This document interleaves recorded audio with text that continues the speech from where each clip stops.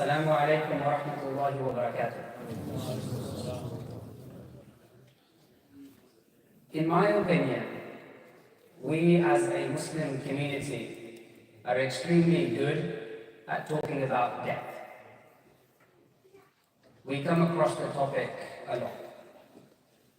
We refer to the verses of Allah subhanahu wa ta'ala where Allah says, كُلُّ نَفْسٍ ذَائِقَةُ الْمَوْتِ, that every soul shall taste death. When we stand up for prayer, we try and remind ourselves to try and pray that salah as if it is the last one that we pray. There are many reminders of the Prophet Muhammad sallallahu alayhi wa sallam where he says not to go to sleep for a certain number of nights without having your will sorted.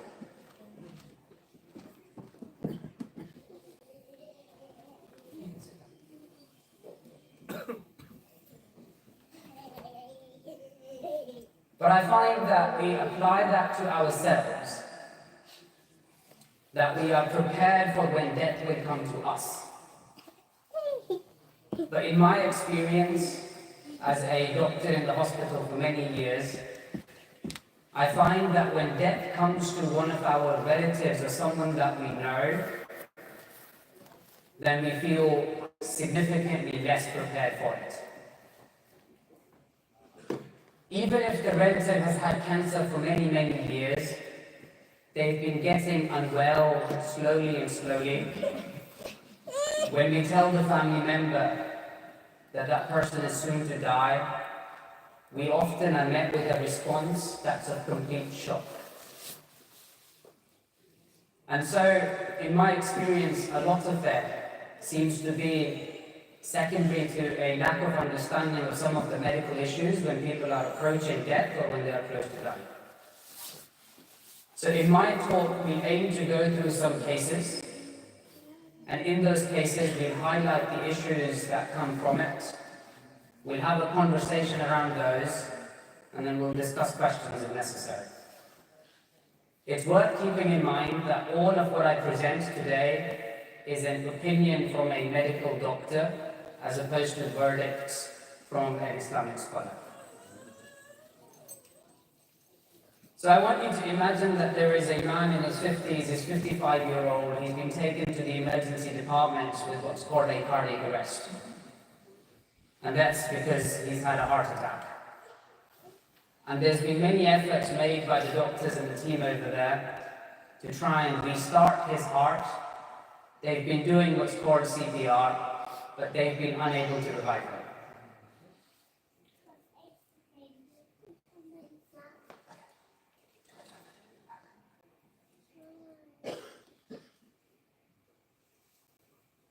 And so, the two main things that come up is what is CPR, which is what we come across, and what is the etiquette when someone comes to die. So CPR is the phrase that we've come across a lot, and it stands for cardiopulmonary resuscitation. It's performed when someone's had what's called a cardiac arrest. And cardiac arrest is when somebody's heart has stopped beating. So they've essentially died. Their heart has stopped beating. And it involves the compression of the chest. And the purpose of it is to squeeze the heart so that the blood can keep flowing and so the oxygen can keep going to the brain. And it's done with the specific aim that whilst that CPR is being done, there is an opportunity to try and find if there is something reversible or something that can be fixed such that the heart can be restarted. In our heads, in our minds, it looks like this, very calm and serene. But unfortunately, what we see on TV is not what it is in real life. In real life, CPR is brutal. It often fails. The success rate of it to try and revive a heart is less than 1%. And it causes harm if done inappropriately. Those chest compressions break ribs. It's painful. And it's not dignified. The purpose of highlighting is that we are careful about who we offer it to and who we don't offer it to. And we offer it in cases where we think it's going to be beneficial, and we withhold it, or we recommend that we don't do it in cases where it's going to cause harm. Now, coming back to this man who's coming to A&E, he's had these efforts done to try and restart his heart. It's failed, and the doctors turn around to the family and say, there isn't anything else that we can do. This person's died. And in most cases, and many of the doctors that are here will probably agree with this, in most cases we met with a scene that looks a bit like this. Despite knowing that in our religion there is an etiquette and a demeanor and a manner of dealing when someone dies, we're often met with saying things that we advise people not to do. There is loud wailing and there is loud crying. So much so that in many cases staff feel threatened by the family members. They are abused and they are threatened both physically and verbally. I want you to keep in mind that to many of these staff members, this is the only window into our religion of Islam. And so perhaps it may not apply directly to us because we're here and we're aware of the etiquette, and so we might not be these people. But there are many other people that we may come across whose manner may be like this. And so I want you to be in that position when you're with your extended family members and in a situation like this, that you are mindful of your response when someone is dying or has died. And my aim is to push such that we can create an environment or a situation that looks a bit more calm and serene. And to just be mindful that our demeanor when dealing with death should be a showcase of our iman.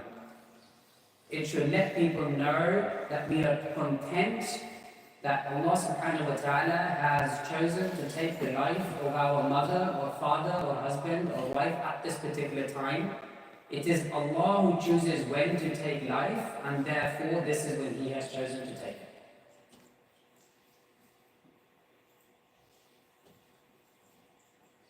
I want you to imagine a much younger patient who is now 24 years old. They had a road car accident. They went to the hospital, they had some investigations, and the investigations found that they've got a bleed on their brain. They were admitted to the intensive care unit, and you as a family member have been asked to come in, and the doctors tell you that there isn't anything more that we can do. And so some of the issues that come up are the ones listed. They're all acronyms, so I'll speak through them. So intensive care unit, ICU, CCU, ITU, and there are many other names of it, is a particular ward in a hospital where the sick patients go who are sick enough that their organs are failing. And the purpose of the treatment in the intensive care unit is to be able to support those organs, or rather to be able to keep that person alive so that there is enough time for other treatments to work, or for us to be able to investigate if there is a cause that can be identified for why the person is sick. The treatment in intensive care unit as of itself does not make anyone better. During this time, there would be incredibly important, and both in the wards as well, and they ask you for this, is to nominate someone who is the next of kin. Now, a next of kin can be anybody in the family. So it really should be one person. And the most suitable person to be the next of kin is the person who knows the patient the best. And the reason for this is that the communication between the medical staff and the family and the next of kin will often encounter around the topic of what would that patient have wanted? What was important to that patient? And so it's really important that it's a single point of contact, and it's that responsibility of that next of kin to be able to relay that information to the rest of the family. Every member of the family cannot be individually the next of kin and be individually updated. I highlight this because it leads to a lot of problems. There have been many cases when family members have come in, they've said that we are the next of kin, and I've then had a long conversation with them to update them about the situation of the patient, and these two people leave, and more two people come, and then they say we are now the next of kin, and ask for an update. It leads to problems because when lots of people stand outside the ward and talk to each other, they don't necessarily always recall the same information, and then they think we have given the wrong information. We have lots of people who will come and pretend to be somebody who they're not. And I very much appreciate that you are doing this in the interest of the patient. You want to be updated. But it doesn't help when you come and tell people that you are the brother when you're not. Or we are the uncle when actually you're not. There are issues of confidentiality. There are issues of legality. And there have been many cases where family members have been barred from coming and visiting the patient once it's been found out that they've been acting and doing things inappropriately. The only thing here to mention also is something called the lasting power of attorney. So a lasting power of attorney is a legal document where you or the patient or a person can choose another person who will make decisions on their behalf. Now, this lasting power of attorney can be for health or for finance, but in this context, it's important for health. That person then acts on your behalf. So if you were in a position where you were in a coma, or you were unable to communicate with the doctors for whatever reason, this person will then act on your behalf. It's important because this is a legal document, and so doctors are somewhat obliged to follow what this person says. Whereas if you're not a lasting power of attorney, and you are just a family member, then the medical team has no obligation to follow what the family says. They will take into account what the family wants, because the family knows the patient the best. But the medical team will work in what's called the best interest of the patient. And if there is a dispute between what is the best interest of the patient and what the family wants, then it can escalate and go to court and things like that. Whereas if there is a lasting power of attorney, then that lasting power of attorney has the legal right to decline certain treatments. It doesn't necessarily mean that they can demand treatments, because in the UK, under law, you cannot demand any treatment that the medical team thinks is futile. By futile, I mean if the team thinks it's not going to work, there is no obligation on them for you to provide that treatment. So a lasting power of attorney can make decisions on your behalf. So coming back to this case, the doctors have said there isn't anything else that we can do. They're on a life support machine that's artificially blowing air into the lungs to keep it going, but we think we should stop. So this is called withdrawal of life-sustaining treatment. The intensive care unit provides support to the organs so that the underlying disease can be treated. If we come to a point where we have decided that the treatment is not working anymore, or that there isn't any treatment available to offer, then we recommend, or there is a recommendation made, that we should perhaps stop the other treatment that we are providing in the intensive care unit that is not making the patient better. Once that's stopped, the patient usually, but not always, dies shortly afterwards. Side by side goes the concept of being what's called brain dead. There are many terms for it. It used to be called brainstem death. The official name for it is now death determination by neurological criteria. Brain dead. Now, brainstem is a part of the brain that controls all the vital functions of the body. So that's breathing, being able to feel things, a lot of reflexes, cognition, and things like that. And so in cases where there's been some form of a severe brain injury, for example after a road traffic accident, and the person has been tested and found to be brain dead, they are not going to wake up from it, and they are not going to be able to bleed themselves ever again. And so in cases like this, at that particular moment, there is an artificial machine that's doing the bleeding and things like that for them. DNC, which is brain stem death, counts as legally death. There are some issues when it comes to whether the Muslim scholars accept it or not. In the third verdict of the Muslim World League in the International Fiqh Academy, when they looked at all of this, they concluded that brainstem death equals. There are other issues to do with, when can you then distribute the inheritance, when can you do the funeral and things like that, but that's beyond this. Now, another topic that often makes this point in hospital is the topic of organ donation.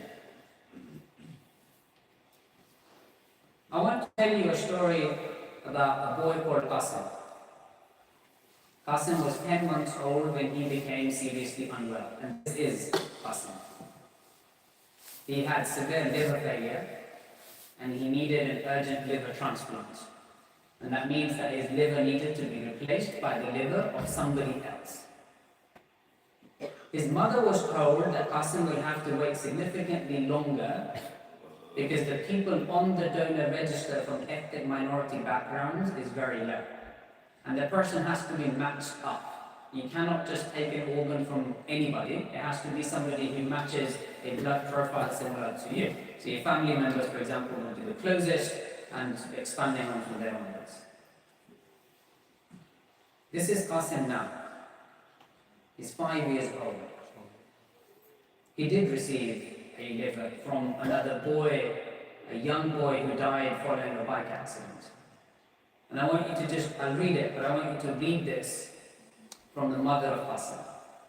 She said it was afterwards, after the operation, that I was told that the organ that Qasim had received was from a young boy who had suffered a bike accident. The family had been approached about possibly donating the organs of that child, and they agreed. And so in a world where there are terrible events all over, it's easy to forget that there are kind, gentle souls full of humanity. I will forever be eternally grateful to the family who performed the ultimate selfless act and allowed me to take my baby home in a time when they were not able to take theirs. The question I really want you to think about is, if you had liver failure or kidney failure and the doctor said you need a new kidney, would you be happy to receive one? And if you would be happy to receive one, where is it going to come from? There are many resources on this from the British Islamic Medical Association, as well as verdicts on this topic in Islam Q&A. And we can cover this later on in the Q&A if we want to. So moving over to our last case. It's an elderly person, 80 years old. They've got heart problems and kidney problems. They've got cancer, and they've had cancer for the last 5 years. They've had all possible available treatment for it. They've been slowly deteriorating. They're unable to walk. They're unable to eat by themselves. Slowly, they've been getting worse and worse. They've been in the hospital for the last 4 weeks this time round. And so there's a number of issues that come up from this. You are the family member, you go in to see this patient one day, and the doctors come and say, we think she is dying. In a situation like this, they'll often bring up the topic of what's called palliative care. Palliative care is available both in hospitals and in the community. And it's recommended or started when we feel that someone is dying or they are close to dying. Now, this could be an anticipated time of hours, days, weeks, sometimes months. But the thinking behind it is that whatever condition they've got, or whatever is the cause of the thing that's making them unwell, there are no other options to fix it, and the current maximum treatment options have been achieved. And so this condition cannot be reversed anymore. So for example, somebody who's got severe advanced cancer. And so any treatments aimed to fix that cancer are not making the patient better overall anymore. And so once someone is recommended palliative care, recommendations are made to change the focus of the treatment from trying to fix something that we have decided is not fixable anymore, to focus on ease and removing discomfort for the patient. And so things that are not achieving this aim, that are not improving the overall condition of the patient, the things that may cause harm and discomfort are withheld or they are stopped because they're not achieving the purpose, they're not doing it. Now this is contentious because we often get family members who will say and want to know why has this been stopped and this been stopped and don't you think this is cruel and so on and so forth. And it's worth understanding, and you are fully within your rights to object and raise this as a conversation. But make it a two-way conversation where you are also taking on board the reasons behind these things. And so anything that is not going to focus on ease, removing pain and discomfort, is not trying to fix the underlying problem, and is likely to be negative, is often withheld. This also allows for advanced care planning to take place. Now, advanced care planning is a process, the purpose of which is to support patients, so that's you or your family members, along with the family, in understanding and sharing the values that are important to that particular person and their preferences, so that the care that is being given to the patient is aligned with or matches those values and preferences. Okay? So if there are any particular Islamic things that you want to share with them, that is the time to do so. That's the time to let them know what is important to you. Let them know that, well, actually, I am coming close to when I am dying. I would like to not have things done to me that are of no benefit and are likely to cause me pain. I would like my family to be around me.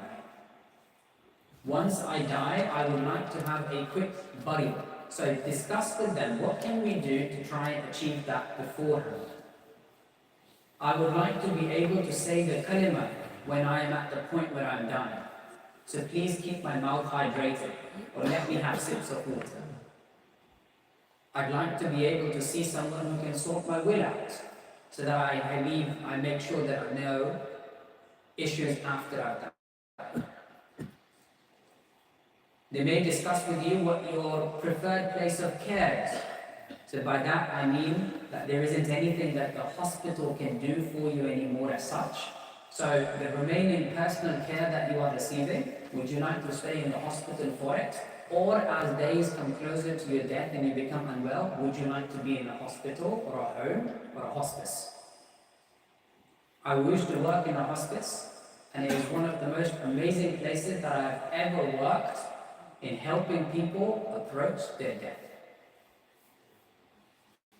And as a Muslim, if I was to be able to be given this choice and everything was available, I would choose to go to a hospice to die. Similarly, what is your preferred place of death?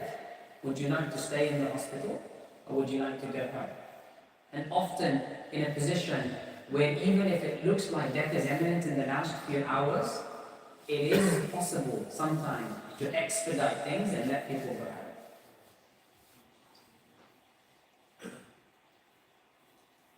Often people who are approaching death will be started on what's called end-of-life medications. These are not medications to end life. These are medications to ease the symptoms that are distressful when death approaches. That might be pain relief medications for pain. That might be anti-secretion medications for secretions. There might be anti-sickness medications. Because these are the issues that are the most distressing to someone when they are dying. When you are close to death, or when you are unwell, or when you are elderly with lots of other multiple issues that you have been deteriorating over a long period of time, they may discuss what's called a respect form. It previously used to be just called the DNA CPR. So CPR is the chest compressions we talked about. DNA is do not attempt those chest compressions. Then they have changed this to what is now called the respect form, and it stands for Recommended Summary Plan for Emergency Care and Treatment. And essentially it is a document that documents what treatment would be suitable for that particular person and what treatment would not be suitable. And so not attempting chest compressions can be part of it, along with other limitations of care if those are not felt to be of benefit. It may be discussed at this particular point that an admission into an intensive care unit may not be suitable because the things that are offered in an intensive care unit are unlikely to make your underlying condition better. And they're going to prolong suffering and they're going to prolong misery. I want to highlight the word prolong because I find that sometimes we get absolutely fixated on increasing the length of time that our heart keeps ticking. That we want to maximize every single second that our heart keeps beating, without realizing that in our effort to do so, we exponentially also increase the pain, the suffering, and the distress we cause to that particular person whose heart we're just making it tick for another minute, another minute, another minute.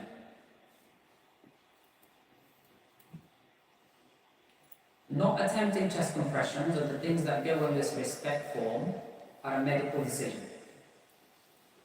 They are done in discussion with the family or the next of kin, but it is a medical decision. And so when they have this conversation with you, it's important to understand that they are not putting the burden of this decision on you.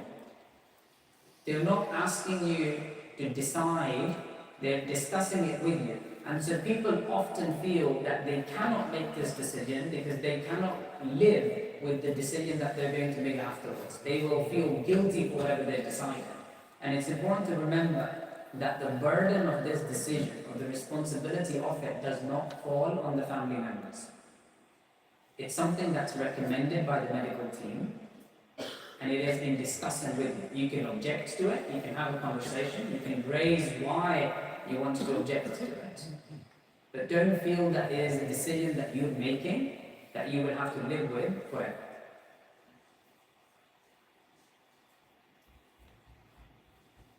Once someone has died, and Rutter will cover this in a bit more detail, but a death certificate is then supposed to be completed by a doctor, and that goes to the medical examiner who now reviews the case. Now these are some changes since last year of September 2024, in that all non-coroner deaths, and I'll explain what that means, are now reviewed by a medical examiner.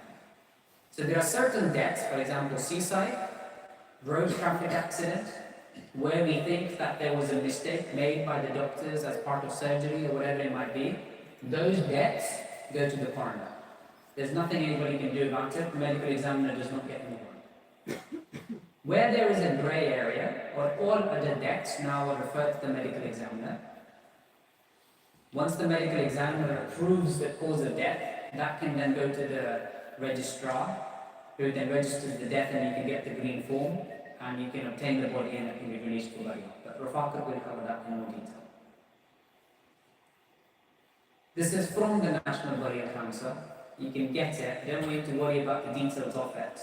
But it highlights what the process is from when someone dies to receiving the death certificate and getting it registered at the registrar's office.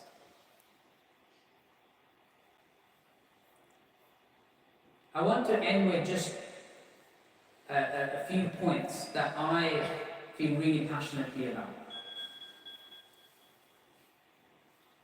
When a baby is being born, we think of it as a natural process. We make efforts that the mother can deliver the baby as naturally as possible without minimal intervention. We don't want her, so this is the impression I get, we don't want her to go through an operation to deliver a baby. We don't want the doctors to do things, we want it to be as natural as possible. But we often forget that on the other side of this, death is also natural. Aging is natural. So in a situation like that, when we know that someone is approaching death, why do we hesitate to let that natural process take place? I want you to understand there are exceptions to it, but in the vast majority of cases, death is not because of a medical failure. A person has not died because medicine has failed them. A person has died because they had a particular condition that got severe enough for which there was no treatment available, or as part of natural process of aging and getting older, they come to a point where they die. And lastly, that death is inevitable. But not so much for us, because I feel that we accept that for ourselves. But I want you to keep that in mind when you are in a hospital and death is coming to someone that you know and someone that you love. That you are arguing for them, you are advocating for them, and I do recommend you advocate for them. But be mindful that at some point, death is inevitable for them as well. As Allah subhanahu wa ta'ala says, كُلُّ نَفْسٍ ذَائِقَةُ الْمَوْتِ, that every soul shall taste death, including those of your family members. Underneath all of the cases, these were the topics that I have discussed. I'll leave it open for questions.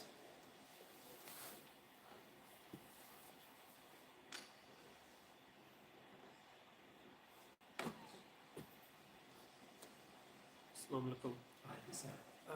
Brother, what are your thoughts on the example you mentioned about organ donation? You showed that situation. Brother, one second. I'll just give you the mic so everyone can hear this.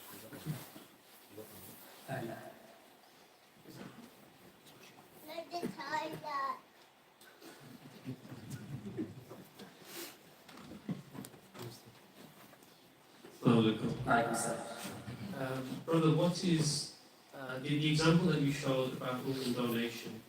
Do you have any information about how Muslims approach that topic, what you've seen, and what you can share with us? So the question was, in my experience, how is the topic of organ donation being dealt with the Muslim community? Yes. So from a viewpoint, the British Islamic Medical Association's viewpoint is that organ donation is permissible as long as certain guidelines and criteria and rules and principles are followed. That's both for receiving organs and for donating organs. The other thing I really want to also mention is that nobody has an issue with giving organs or receiving organs when the person is alive. Right? So if your family member had kidney disease and they came to you and they said, hey look, you're a closed match, would you like to donate the kidney? Nobody says no. But there is a switch of perception from when someone's died. Now there's lots of issues that come up. There's the sanctity of the human body. But in my opinion, the sanctity of the human body applies when you're alive as well as when you're dead. And as well as the issue of receiving it when you're not necessarily willing to give it. As and large, there is still work to be done to have communities on board the idea or the conversation around organ donation. This is not necessarily just a Muslim community thing. Amongst pretty much all of the communities, there is work to be done. The reason I highlight this over here is not necessarily for people to make the decision about whether they want to be organ donor registered or not, but to be mindful that when a situation like this approaches, people may come and discuss things with you. Have a think about it. Speak to people about it, even from an Islamic verdict point of view, if you want to seek some clarification, so that you are well informed when you are having that conversation.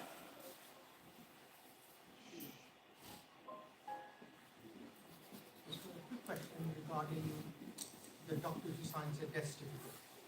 Now, we've had an instance where the doctor on shift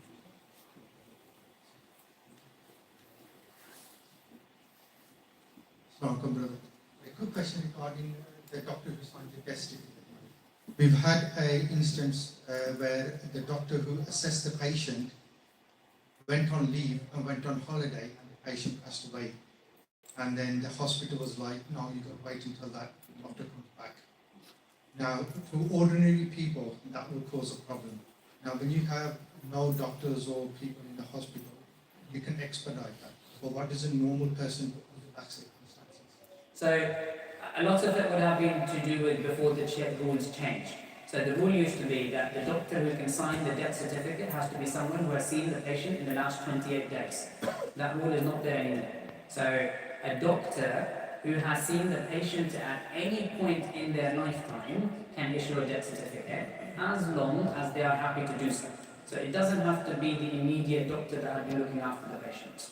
So I spoke to a medical examiner 2 days ago, and she said that a lot of these issues are now better because the pool of doctors from whom they can select a doctor to ask to do the death certificate is much larger.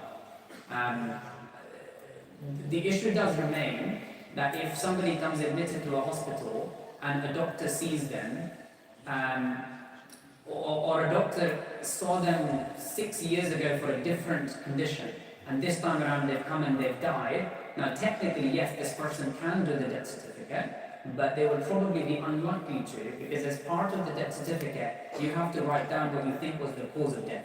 And if you've not treated them in that particular illness, then although theoretically you can sign it, many will probably be hesitant to do so because they've not looked after the patient. In extreme circumstances, the case will just need to go to the coroner. Now, the coroner may expedite it and speak to the medical examiner, and they can agree on a cause of death. But if there's absolutely no one available, then it's the duty of the coroner to investigate and give a cause of death. Because the body can't be buried without a cause of death. Assalamu alaikum. I used to be a GP in Walsall and working in Qatar at the moment.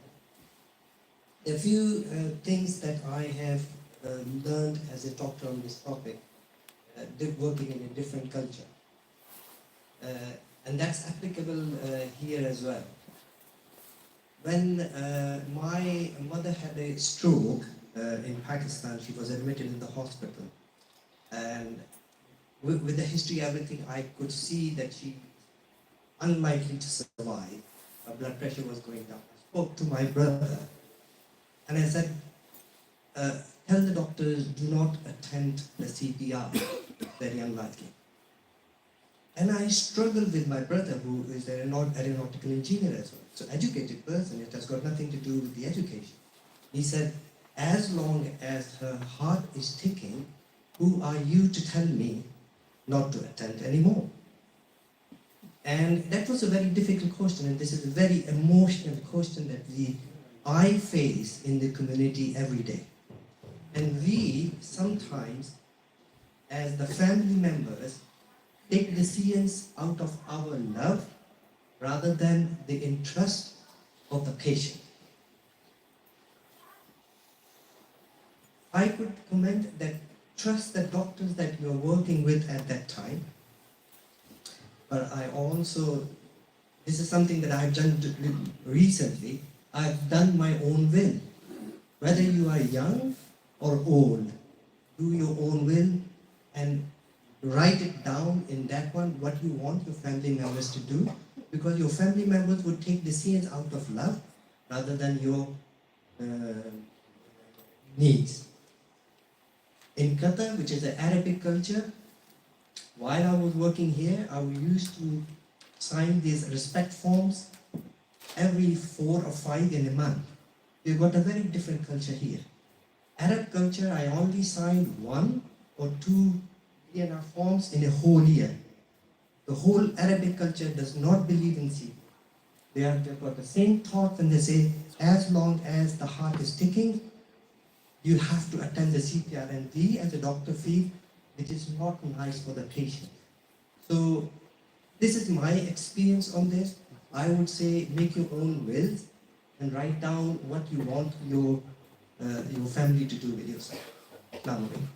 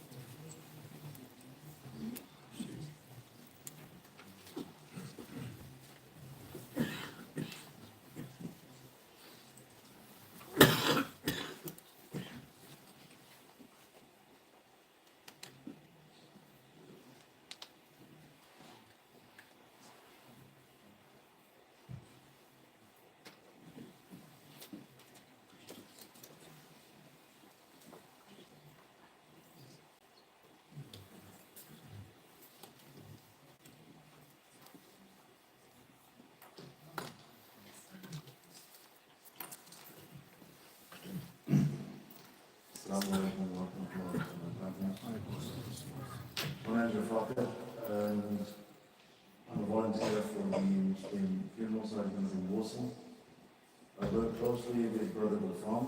Unfortunately, he's not here today, otherwise he would have delivered his presentation, but he's in Mosque at the moment for me. So, I'll give you a whistle-stop tour through the process of what to do after bereavement. There's going to be 3 topics that we're going to be covering: the MCCD, the registration, and the funeral arrangements. Now, if there's any questions that myself or Dr. Self want to answer, please write these down, and Brother Farm himself reach out to yourself directly, and we'll get those clarified in detail, so you're all aware of the full process. Now, forgive me, it's my first time presenting in front of a crowd of this big, so if I do start speaking quickly, do slow me down, and I'll try and go through it in more detail. Okay, inshallah. So, the contents of today's topic will be covering obtaining the MCCD, the registration, and then the funeral arrangements. Before we can, at the time of the death, obtaining the MCCD is the most critical thing that we need in order to start moving forward. Okay? Now, as the doctor alluded to previously, there was instances where someone died, the doctor on the ward could sign it off and then proceed with the burial. However, there's a new layer of scrutiny coming to it, which is the medical examiner. Now, if this was all, every death has to go through a medical examiner. If they can't agree a cause, for example, then it will be referred to the coroner's office. So there's different scenarios that we'll go through, as you can see on the screen here, as what to expect in each scenario. Now, if there's an expected death at home, someone who's been ill for quite a while, etc., if the death was expected and the person had passed away, it's at that point you will contact the doctor who attended the deceased during their final moments, okay? In their final minutes. It has to be within the last 28 days that someone has seen them. If it hasn't, it will then be an auto referral to the coroner's office. Okay? So as in a palliative nurse, home visit, or even a video consultation, that all helps for the final 28 days.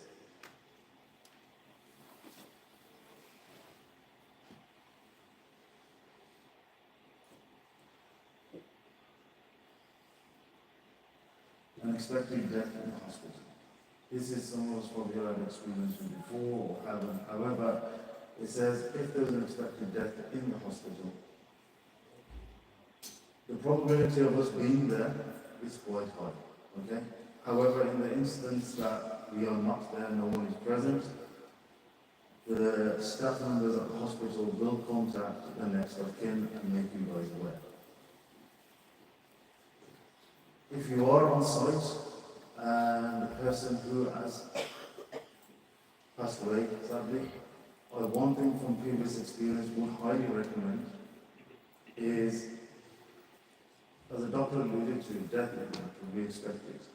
But at that time, it's important what the next steps are, actually us retrieving the body. Now, for the doctors, they need to carry out a verification. For that verification to take place, everyone must leave that room. And what we find multiple times, doctors will try to get into the room, families have prevented this from happening. So what happens? This delays it. And not only that, does it cause a delay, depending on the time. If a death took place early hours in the morning, our primary goal as volunteers is to try and get a fast-track release in order so we can try and do a same-day burial if possible, etc. This is where we say if a doctor needs to come in and carry out a verification, please allow them to do this, because it's important that they do what they need to do, and then we can move forward with the process. Now, going back to the point, if it was an expected death in the hospital, the doctor would obviously offer a cause. This will be cross-referenced by the medical examiner's office. If they both agree, fantastic, they will issue the MCCD and they will look forward for a release. Now, if the medical examiner doesn't agree with the cause offered by the doctor, this will then be an auto-referral to the coroner's office. And then, as you're aware, this can add a delay on something that's out of our control. Again, this is something that we need to be mindful of. If the death was unexpected, in this scenario, the probability of this being transferred to the coroner is going to be highly likely. So again, if you're in child or whatever, one thing mistake happens is how people understand, and Dr. correct me if I'm wrong here. They'll say, he's died with a cardiac arrest. That's fine, that's right. But what we need to understand, if he's got no symptoms, past historical illnesses, got nothing to do with his heart or anything, cardiac arrest is a mode of death. What they will need to look into, and what were the triggers, what was his history like, etc., in order to say, okay, he was a heart patient, so the probability was high. If he wasn't, then they need to investigate this further. They can't, because remember, a doctor will not be putting his name against this because this is against him. This was stated, and he can always be questioned. So this is why they are going to scrutinize every bit of it. MCCD, when the MEs and the doctors will always have a conversation in the morning or at that time and discuss it in detail. Okay? That's what we said we covered this over side of things. Yeah.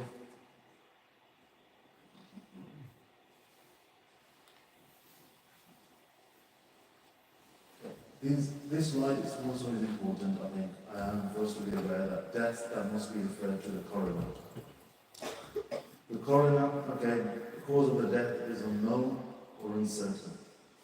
We couldn't establish a cause, or the medical examiners or the doctors could not agree on a cause. The probability of it again being transferred to the coroners is quite high.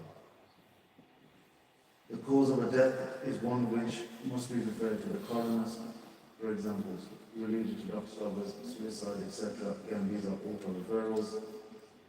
It was sudden, it was caused by an injury, it could be a road traffic accident, etc. These are cases that will automatically be transferred to the coroner's office. Deaths requiring a post-mortem. The coroner has the power and may need to arrange for a post-mortem examination of the body to determine the cause of the death by law. The consent of the next of kin is not required. You cannot stop this. If the coroner asks, they will push for it and they will get this done. So allow them to do this. However, there are two options in requiring the post-mortem. The first option, in most cases for Muslims, will be given is a digital autopsy instead of a post-mortem. Instead of a post-mortem examination. However, all Muslim faith deaths are expedited based on our request. So ultimately, historically, what we have done is help families expedite it so we can get a fast and quick turnaround. This through, I believe we're short on time. Deaths requiring an inquest. The coroner will hold an inquest if the death was violent or unnatural, if the cause of the death remains uncertain after the post-mortem examination, and the death occurred in prison or police custody. Another example could be someone who died in a road traffic accident. They've done what they need to do, but again, there could be a police inquest at the side of this as well, the police investigation going on. In this situation, what they will typically tend to do is they will offer you an interim death certificate pending further investigation. And the positive for this is that we're able to retrieve the deceased, move forward with the funeral arrangements, but in the background an inquest will still be happening, whether it's to do with the police side of things or the coroner's office directly. And that's a typical example of what a interim death certificate looks like. That's issued directly from the coroner's office. Now, if you get one of these, you are not required to go to the registers. This is enough for a burial straight away. Okay? Registration. Okay, so once the MCCD's been issued, etc., we now need to go and register the death. We are required by law to register the death. Register the death in the registrar's office where the deceased passed away. If it was in Birmingham, you register in Birmingham. In Walsall, you register in Walsall. Wolverhampton, again, in their site. But one thing I would like to make you aware, it's each borough situation is different.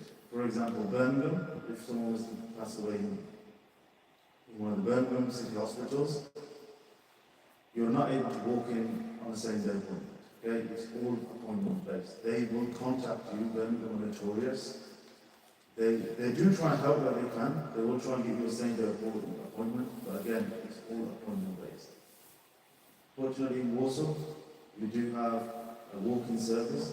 So if we are trying to get an expedite something, we can do. We don't have to pay for an appointment. We can go in and register. Some of the documents that you may want to take with you, however, they are not important, is the passport, birth certificate of the deceased, proof of address, medical card, NHS number. But again, some of these details will be already emailed over to the registrar's office, or bereavement office in hospitals. Documents that you will need in order to register the person's death will be full name at the time of death, any names they previously used, place of birth, date, last address, occupation, whether they were getting a state pension or not, or any other benefits, the full name, date of birth, and occupation of a surviving or late spouse or civil partner. Now, at the times, what they also offer is a service called Tell Us Once. Another typically send out just informing multiple bodies that person X has passed away. So again, it saves you a lot of admin work to do. We'll distribute it out everywhere. So that's a service that's free that they will offer. Once the death has been registered, you will receive a green form. A green is required in order for us to proceed forward with the burial. A copy will be sent over to your funeral directors and also the cemetery. And also at the time of the completed registration, you are able to obtain death certificates. Now there's no limit to how much you can purchase at the time, but they are £12.50 for each copy. And one thing to note, please ensure you have all of the correct information when you do go to the registrar's office, because once it's issued, and sometimes it can be a nightmare in order to alter things on an official document. Okay? And then we'll move on. That's a copy of the green that will be issued, and that's basically a green slip for us in order to proceed with the burial. Then we'll move on to the final set of arrangements. The family will need to allocate their funeral arrangements, and obviously they will need to liaise with the funeral director in order order to secure a plot. So for example, if someone wants to reach out to us, they'll contact us that we'll do our bereavement, we'll obviously do the collection from the hospital, or to bring them to wherever mosque they're choosing. And then we'll discuss with the family members on what steps they want to take in order for it, in terms of what cemetery they want to use, what type of grave they wish to use. You have two types in Street, typically earth grave or a chamber grave. So again, once we have all that information, what we'll do then is submit an internal form. It's an application for burial. Once we typically have that, you just need to pay the fees over the phone within 3 hours for the burial, and then we are able to commence and move forward on that. If we were to look at repatriation, we can look at this. We can assist on this matter as well. But what you will need is to complete a Form 104 notice to the coroner of the intention to remove a body out of England and provide a death certificate copy.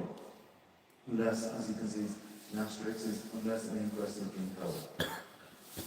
So a typical, this can be requested, and this is a typical certificate that you will receive in order to repatriate the body out. And that concludes my presentation. Any questions?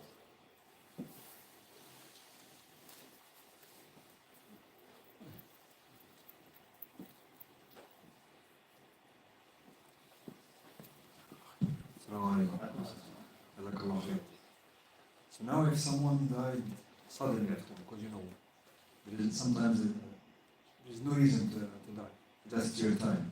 No. So in this case, let's say I don't want this one to have the autopsy. So let's say my brother passed at home suddenly, and then I need to call the coroner, right? No, so once you've obviously elected the ambulance service, when we've done the verification, then we're going to start speaking with the hospital. Now, the doctors they won't offer a cause. If they can't offer a cause, it will automatically get transferred to the coroner's office. They will have to.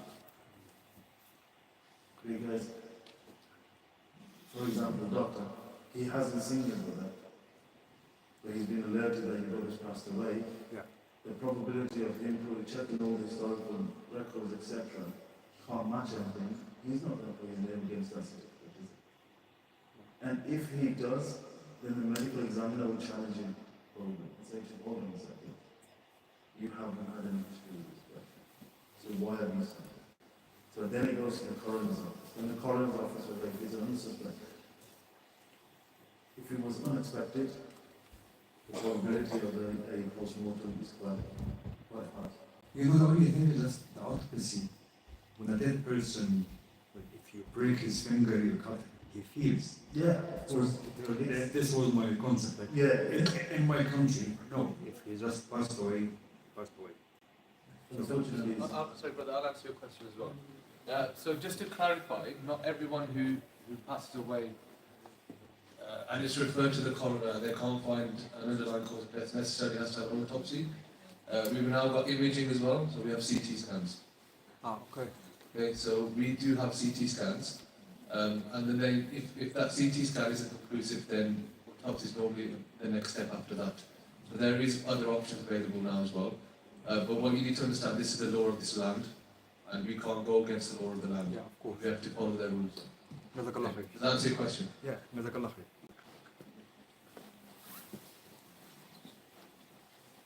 Assalamu alaikum. About the CT scan option, is that something that has to be requested, or is it that just it's offered Sorry, say that for again. the autopsy? Say that whole question again, sir. The CT scan, is it something which has to be requested, or is it something which is offered? the DA, the first option that they even presented was a digital autopsy, which is kind of a little incision, they put some dye in, stability, that will be done. But it depends on the type of death, the scenario, there's multiple factors to it. I don't know, different scenarios will determine, they will make, but we will always push for a DA, we understand this. less impact on the disease itself. It is the coroner's decision of what they want to do. Yeah. Yeah, so brother, I don't know who asked the question, but it is the coroner's decision on which type of autopsy they want to conduct. Yeah. But obviously we as a Muslim community will push for a digital autopsy. Yeah. Assalamu alaikum.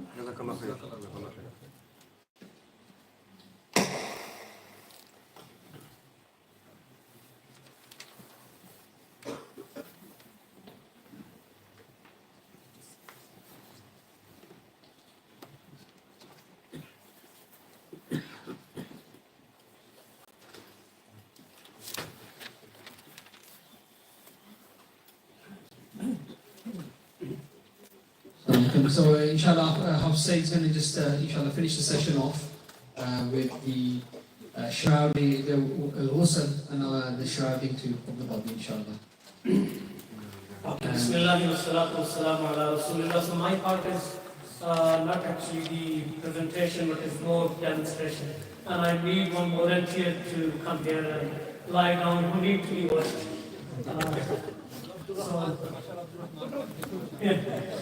Yes, inshallah. I need the slim one, so yes, please. Just inshallah, let me finish with this, basics.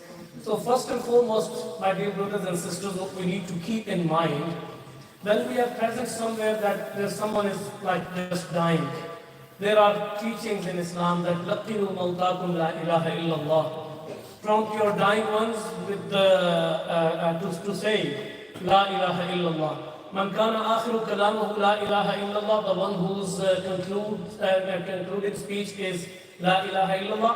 Dakhala al-jannata yawma min al-dahr. He will enter into Jannah one day. Means that asabahu ma asaba. Ba'da asabahu ma asaba. What is, regardless what happens to him if prior to that. But ultimately he will enter into the Jannah. So the first thing we need to keep in mind that if we are present, and many times it happened, may Allah subhanahu wa ta'ala forgive Hari Yunus, we were present when at his last time, me and Ustad Islam. So a person in the situation, he can't actually keep his senses, so make sure that you are just reciting before him, not actually encouraging him to say. Not like just to force him and push him back, say La ilaha illallah, not just recite Ashhadu an la ilaha illallah and La ilaha illallah, so he automatically, and from the Sunnah we have this one of the example, an elderly in the Ansar, he was just dying and Rasulullah was present and he said, Ya Khal, he called him with the relationship he had with Rasulullah, he said, Ya Khal, oh Mamu. So he said, I'm not your I'm not Mamu, I'm Chachu. I'm not maternal uncle, but I'm paternal uncle. So Rasulullah continued to say that La ilaha illallah. He didn't respond with that who you are to me and what is the relationship. So obviously the person who is dying is in the situation that sometimes he can't keep the senses. So it is important to just repeat. So laqinu mawtakum la ilaha illallah. Then also Rasulullah was present when Sayyidina Abu Salama radiyallahu ta'ala was dying, and he was died actually, and he was informed, Rasulullah was informed, and he entered, and the hadith is that shaqqa basaruhu, his eyes were like open, and Rasulullah he closed his eyes like this with his hands. And then he said that when the soul is taken, tabi'ahu al-basar, the sight follows it. The angels takes the soul with it and flies back. So the person he is looking actually, so the tabi'ahu al-basar, the sight follows it. So that's why Rasulullah has closed his eyes, and then he mentioned that dua that when you are present, إِذَا حَضَرْتُمُ الْمَرِيضِ, if you are present when someone is dying, فَقُولُوا خَيْرًا, you must say something good, because there are angels present and they are saying Ameen, whatever you are saying. You amminuna, they are saying Ameen. They are endorsing what you are saying and by saying Ameen. So you do say good at that moment. And then also Rasulullah sallallahu alaihi wasallam has taught a dua that soon you feel that the person is expired now and he is not anymore. You say, Inna lillahi wa inna ilayhi raji'un. Allahumma akhluf li khayran minha. Allahumma akhluf li khayran minhu. Allahumma ajurni fi musibati wa akhluf li khayran minhu. And if it is lady, khayran minha. And Sayyidah Salama radiallahu ta'ala anha said that when Rasulullah sallallahu said this, that Allahumma ajurni fi musibati, O Allah, compensate me in my difficulty, and wakhluf li khayran minha, and give me a better exchange, someone better than Abu Salama. And I thought that who can be a better than Abu Salama? Abu Salama is the person only him. I mean, he is the only person in, but I know that no one can be better than him. Wakhluf li khayran. But then Allah subhanahu wa ta'ala, Rasulullah sallallahu taught this dua, and I said this dua. And then ultimately Rasulullah sallallahu has given me better than him. And who was that? That was Rasulullah sallallahu. Yeah? So she became Mu'mineen later. So this is what actually we need to keep in mind first as a first thing. Now, most important thing, as you have all the legalities and all these things we have just learned, the next step would be the ghusl of Mayyah, the washing of the body. This is extremely important, and every single step need like special care that how we need to like move forward. The body normally, when these people like funeral services, they bring the body, we normally keep it in the freezer, in the mortuary. Just if there is still time to go for janaza, maybe happening tomorrow, or there is still delay in the janaza, so we keep it there. Body soon after like a person passes away, it starts like getting like hard. It is not very soft. Very few cases when the body is soft, but otherwise what I actually experienced, that floor was very hard. Now the people who are present, one thing more, that the people who are present at the time when the person is dying, they have some like other things to do other than that talqeen of La ilaha illallah. As Rasulullah sallallahu closed the eyes, so if the mouth is open, wide open, it needs to be like some, you can tie it up with some piece of cloth you can use, so it goes like close to each other. So the jaw is actually should not be that widely open. Then also if the feet of the body, they are like obviously when the soul is taken, the body goes like this. So the feet should be bring together and tie them up from the like toes. So this is what we need to do beforehand. After the body is now arrived on the stretcher, the box table. The box table, the first thing we need to do, and this is sunnah, that Rasulullah sallallahu used to wash it with the kafur. Kamfur, yeah? The kamfur, he used to actually do oud and bakhur, and these are the things actually found in Arabic culture and from the time of Rasulullah sallallahu. So they do actually smoke around the box table 3 times minimum, like they used to. Nowadays, these things, the incense sticks, agarbatti, the incense sticks are used now to do this. So this is one of the sunnah of Rasulullah sallallahu. If someone can help, and we need to take this off from here, please.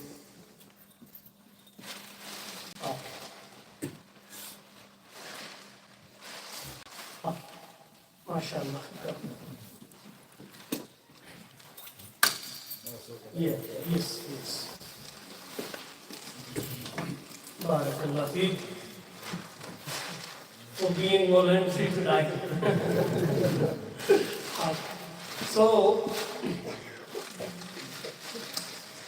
So the first thing we do, as the body was put on the bath table, yes, if we can turn this because it's a Qibla side, so it's good to if we can turn. No, we can't make him like go down. Yes. Yeah, because it's a Qibla side, so that's why the legs are up. So the first thing we do is to cover the satr. It should be covered from knees to like up to the belly button. But this is I mean, even the bigger piece is better because sometimes it gets like stretched, so it can like squeezed. So the wearing, the clothes need to be taken off. How it will be that you can take the scissors and cut it. Mashallah, body slow it should be like that. So sleeveless. So that makes the job easy for the person who is giving the bath. So this is how you need to cut with the scissors and then take it from the head side. It is easy to remove from head side. Obviously, we can't pull it down. And same, if someone is wearing like he is wearing jeans and there is a buckle of the belt, so that buckle can be, need to be opened. And same as we are wearing shalwar kameez, so that string which we wear to hold trousers, that need to be opened and then to be pulled from like downside. Now this should be, this is most important part. This should be a thick cloth, so the satar is not visible to anyone. And only the people who are taking part in the bath, they need to be present.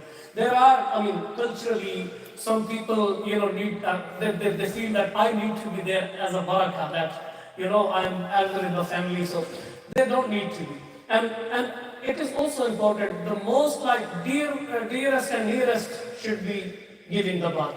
This is one thing like every one of us should be able to give the bath. So the most like close relative, sons and brothers and fathers, so they should be actually giving the bath. We normally will start with the istanja. Istanja is washing the private parts. You see, it is quite natural when death approaches, a person is in the condition that when he sees the Israel, Malikul Maut before him, he extremely frightened. So that is the situation. He can actually pass that filth and all that stuff. So that needs to be cleaned first. So we use gloves for that because empty-handed you can't touch the private parts even of the body, like even the dead person. So you need to use the gloves first and foremost. And then you can use some piece of cloth or big cotton, piece of cotton to clean it. First dry clean and then wash it with the water. And if necessary to apply some sort of liquid as a soap or shampoo or something, you can use that as well. But it should be made clear that no filth is left behind. So all the private body parts, and then we'll start with the wudu. Now wudu normally we start with the hands, but here we start with the face. This is more like common practice and more established sunnah to start with the face, because face is the part of the body that which has all the karama and sharafa, means the dignity of a person is with the face. So that should be washed. Now to wash that, normally we use the cotton balls, but you see these the things you use normally for our nose and to clean our hair. We'll start start using this. The mouth is open, but as much as can be opened, like the lips can be stretched like this up, and this should be cleaned. All the teeth should be cleaned very nicely, making sure. And I personally experienced many times of people who have just consumed something they have eaten or drank something, and they passed away after a while, in an hour or so. So some liquids come out. Yeah, so that need to be cleaned, and this I have experience with some bodies, and then 3 times minimum. And if you need more, you can repeat these practices as many times as you require. After you finish with the mouth, then you can cover the mouth with something like maybe cotton ball, so the opening of the mouth doesn't receive anything now. Same need to be repeated with the nose.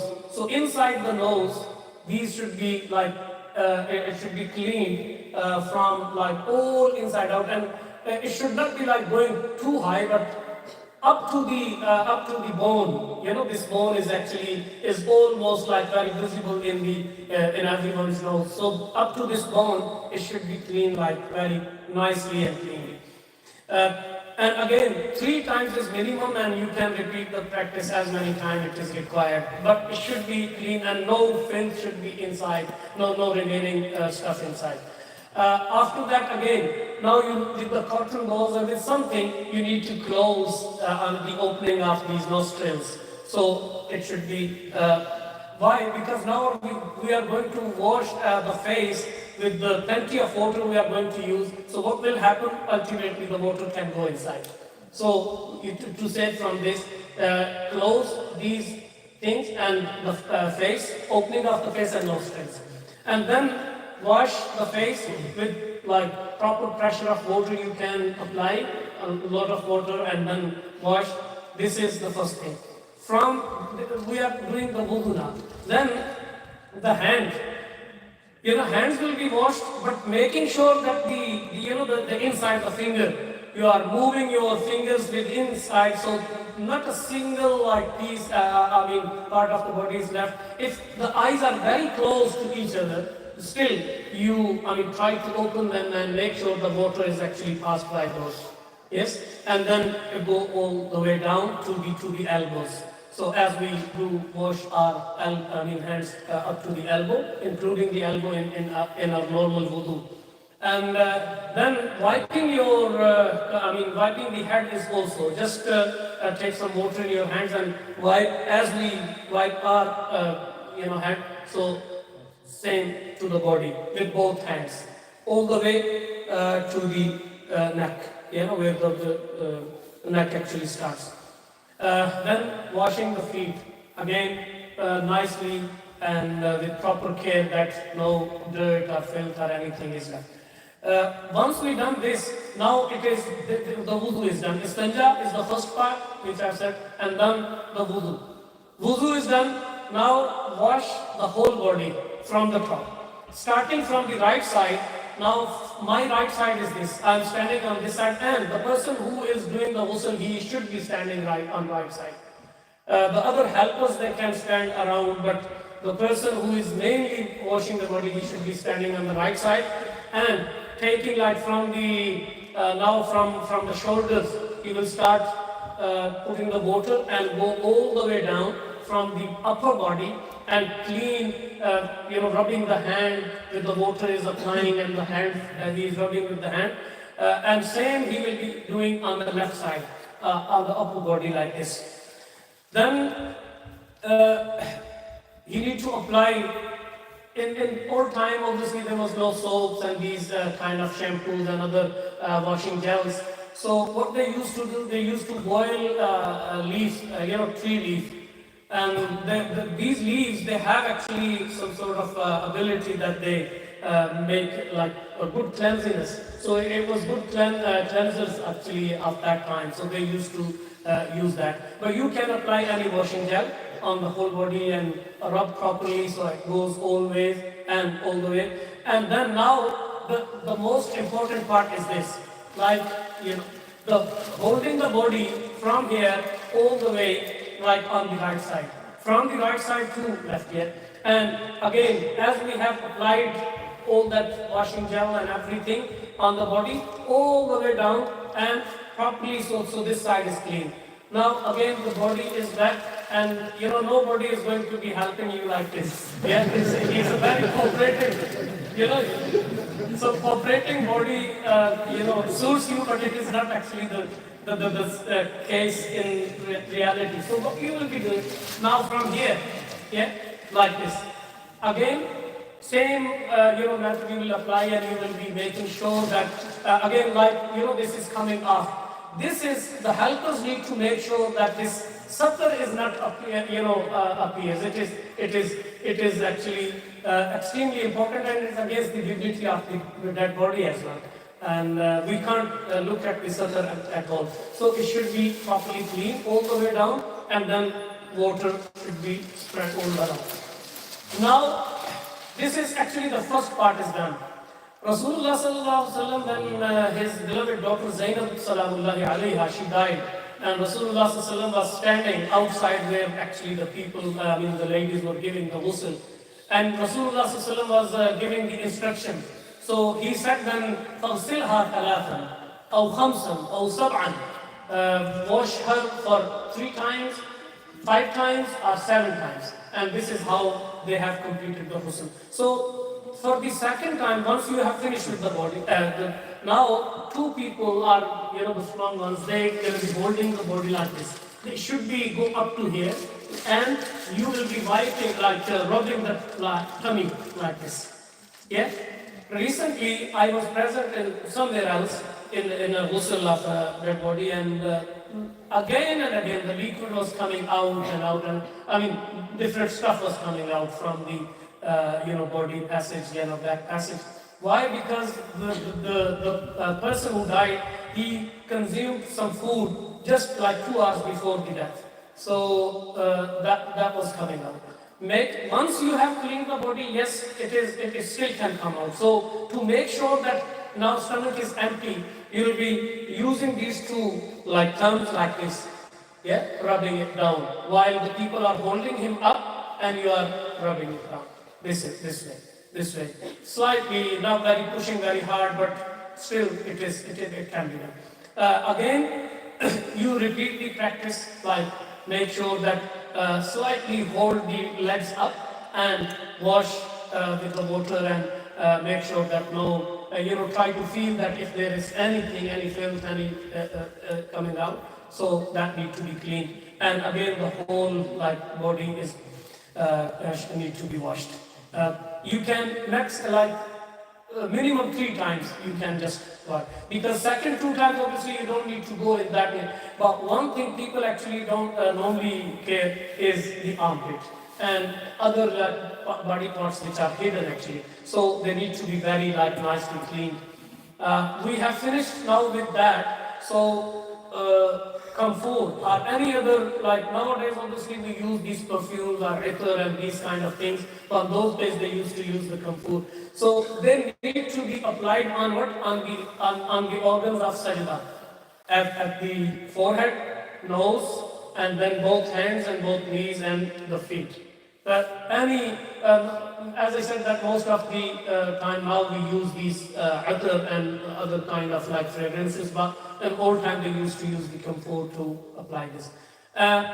You can add in the water even, when you are finally giving the bath, the final bath you are giving, you can add some comfort of that thing in the water as well, and mix it well and pour upon the body that water, and that should be suffice for this sunnah, inshallah.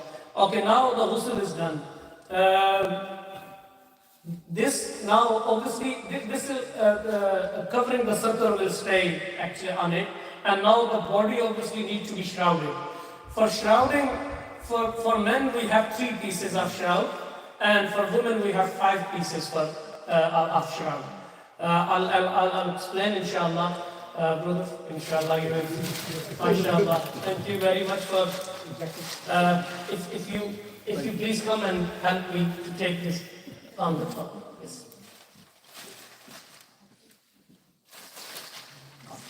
On top.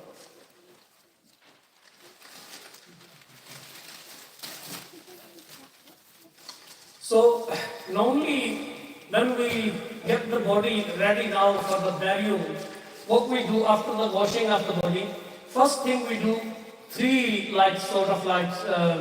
small pieces of cloth like this. We put one here, one in the middle, and one on the feet side. Yes, of this size. Just underneath this. Yeah. As I said, for men we have 3 pieces of shrouding, and for women we have 5 pieces. And these 2 extra pieces, I'll explain why. But the first one, the one will be the longest one, and the biggest one will be put on the after putting these in the box. That normally, because here we do in the boxes. Back home we just put actually on a simple kind of table or takhta or katta, whatever you call it. You put the body on it. The these after putting these like this, this first one gonna be placed on it. This is slightly longer than the body. You can call it like maybe a meter or less than that, or 2 foot minimum longer than the body size. If it is 6 feet long, a person is 6 feet tall, then it will be 8 or even more than that. So that should be that long. Both sides it has should be extra amount of like the cloth. Then the second one, which is called this called lifafa, or in our own language we call it, or you can call it covering. Or then the middle thing is called izar or is izar. That izar we will be placed on the top of it, and then this is the qameez. Now this qameez it will be like this. Yeah, obviously that is of the cloth. Now before you put the body on it, the first thing you put this, and then this, and on top of this, and then you will fold it back like from here, like this.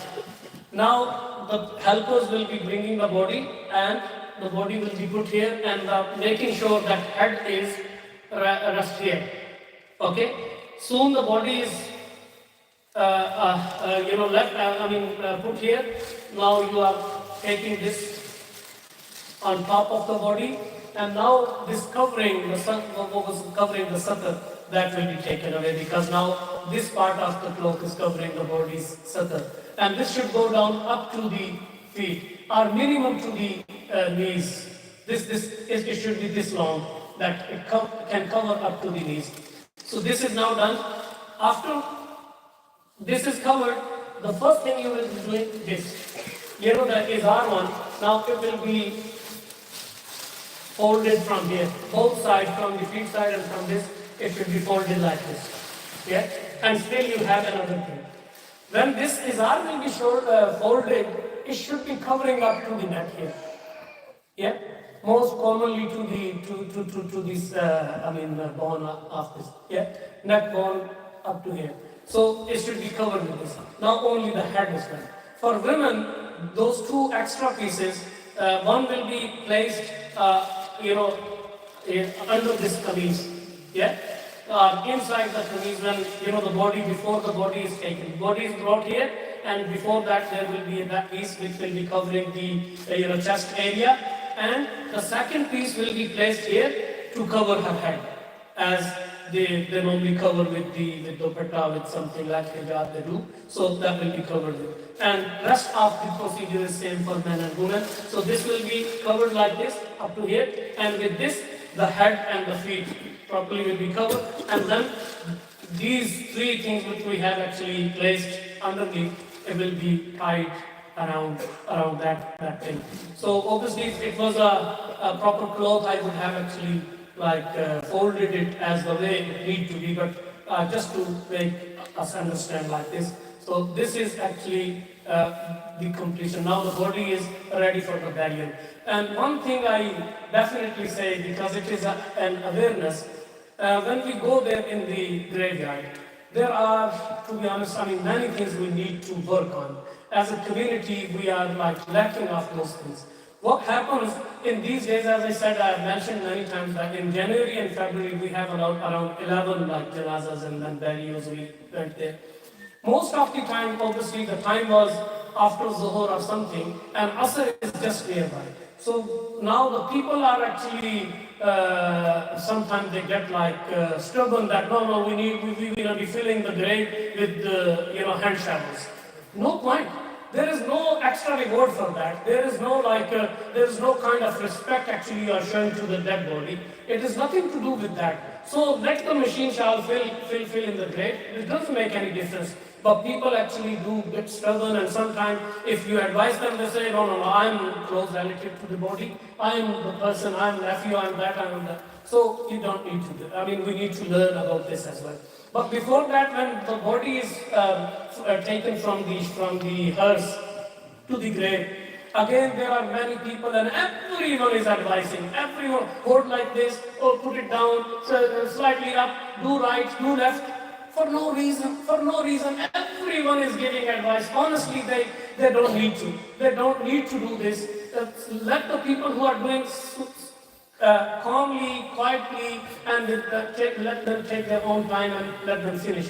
I mean, people are keep on calling. What actually needs to be done, that everyone is standing around, he should be saying Bismillahi wa ala millati Rasulillah. This is what actually they need to say. Bismillahi wa ala millati Rasulillah. Bismillahi wa ala millati Rasulillah. That, on the teaching of Rasulullah sallallahu alaihi wasallam, we are doing this with the name of Allah and the teachings of Rasulullah and according to the Sharia of Rasulullah. Body is placed in the grave. As I said back home and in Arabs and in Arab countries and all that, the body directly actually we place on the floor, on the ground. Here obviously we have these coffin boxes, so the body is in the box. The box is placed there.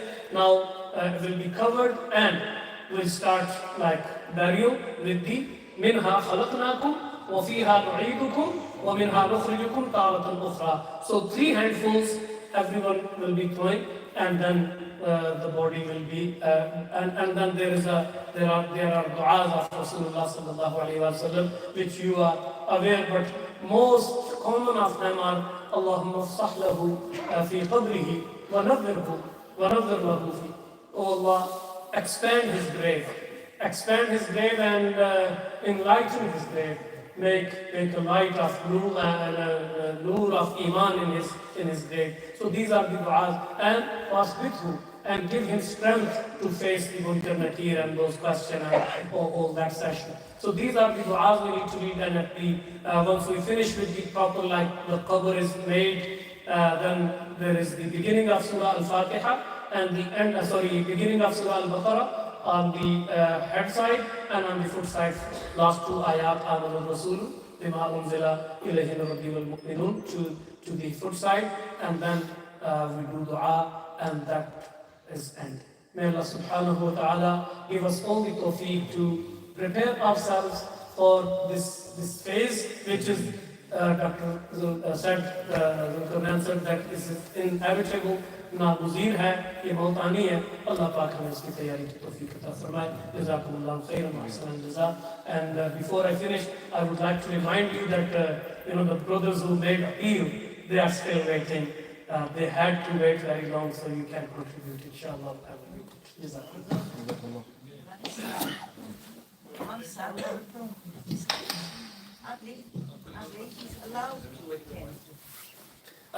Ladies are not allowed, to be honest, they are not allowed to be present when the burial is happening, because obviously there is a ikhtilat, there is a mixing of both genders, and which is not allowed in Islam. But they can visit the graves later. As Rasulullah sallallahu alaihi wasallam has said, "Inni nahaytukum an ziyaratil qubur," I have stopped you to go to the graves, but now fazuruha. Now you visit the graves, because innaha tuzakkirakum al-maut. This reminds you of death. So you can visit later when the burial is done and people have gone. The ladies can visit them. Assalamualaikum. Mawlana sahab, ये चेहरा देखने की जी जो मैं तो कहूँगा एक circus होती है, ये सुन्नत है या रस्म है? ये रस्म है. ये रस्म है, तो इसको ये असल देखिए, कुछ रस्में ऐसी होती हैं कि जो contradictory होती हैं. There are like customs which are contradictory to the Sharia.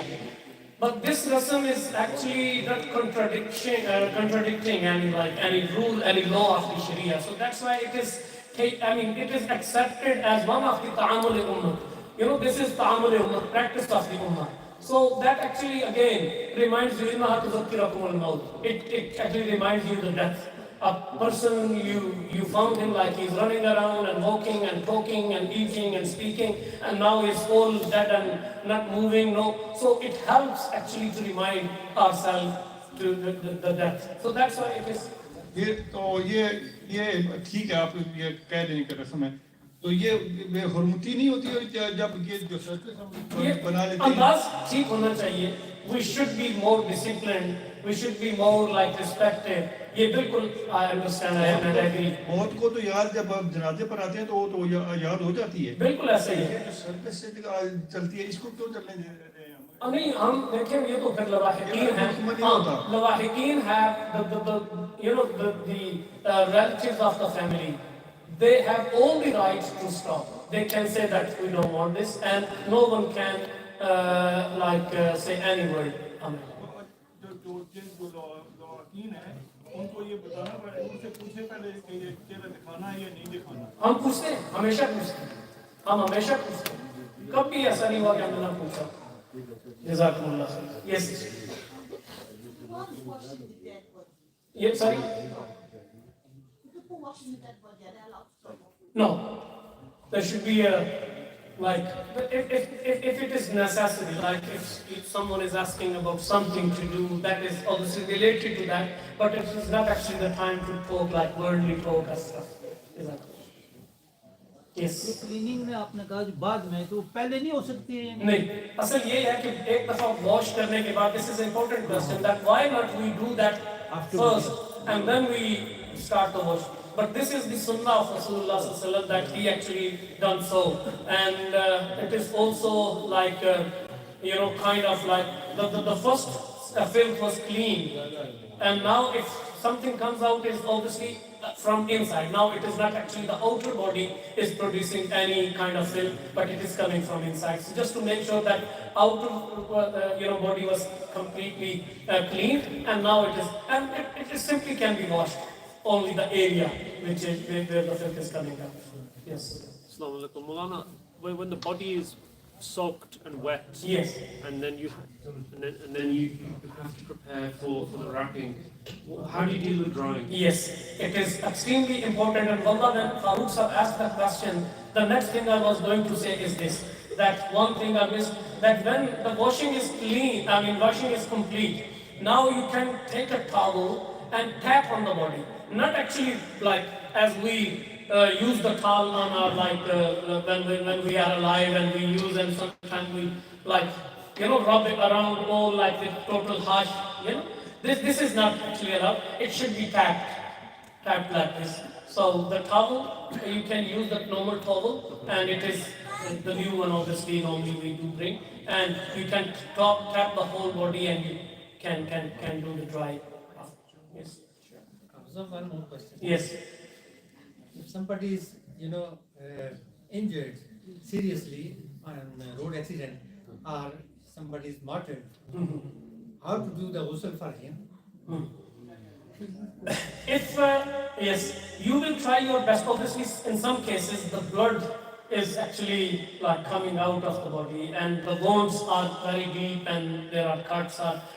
In the time of Rasulullah sallallahu alaihi wasallam, the people who were martyred, Rasulullah sallallahu alaihi wasallam, जी बोलो ना, Rasulullah sallallahu alaihi wasallam ने उन्हें ghusl दिए ही नहीं. Said that they have done their ghusl with their own blood. With their own blood, they have completed their ghusl, so they don't need to. The shuhada. And same has happened in Palestine. You remember that. So for martyr, the case is different. But a person, even what is name, the Haji, if someone passed away in the state of Ihram, ahkam are also slightly different for them as well. That Rasulullah sallallahu alaihi wasallam said that don't use any extra piece of cloth, just shroud them in these two, blankets which he is actually covering his body with, and he will, just wash him once, and he will be raised on the day of judgment, mulabbiyan, by saying labbaik Allahumma labbaik. So he will be in this. So the person who is badly injured and so the blood is coming out, you can wash as much as you can, but it's not stopping. You can put some sort of like cotton balls or some sort of cotton you can use to just, put in those places where the blood is coming out, and then just leave it. Shower. That is after 3 times. But if the body keeps bleeding after that, after the wrapping, yes, there is nothing. There's nothing you can do. Nothing. Yes.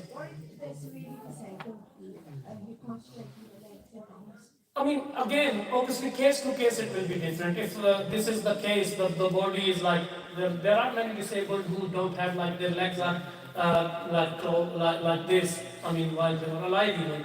So you just make sure that the water is gone down there just behind the legs and everything is clean. And as much as care you can give, otherwise, then you are exempt. I mean, obviously they are exempted from the normal ahkam. Barakallah feek, jazakumullah khair. Jazakallah khair for attending. A lot of the things that we've covered are available on different platforms. So a lot of the medical information is available on BIMA, which is the British Islamic Medical Association's website. And the things that the Imam Sahib have covered, there are a number of institutes that cover courses, that cover any of these things in detail. So I'm certainly around for a short period of time, but I hope that it's raised the level of awareness and education on this topic earlier than before, more than in the UK. But one last question. The PowerPoint presentations that both of yourselves presented, yes. Can you share those and can they be put on a newsletter for the Mosque? I'll find out. You can take